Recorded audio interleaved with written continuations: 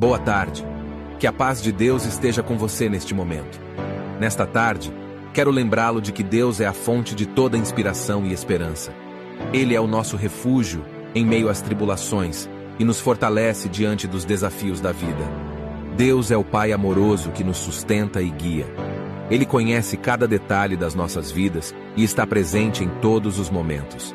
Que nesta tarde você possa sentir a presença divina, renovando suas forças e trazendo consolo ao seu coração. Em meio às correrias do dia a dia, é importante reservar um tempo para se conectar com Deus.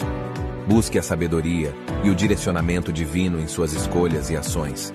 Deixe que a luz do Senhor ilumine o seu caminho e inspire seus pensamentos e palavras. Que esta tarde seja uma oportunidade para cultivar a gratidão a Deus. Agradeça por sua fidelidade e bondade, por sua proteção e provisão em sua vida.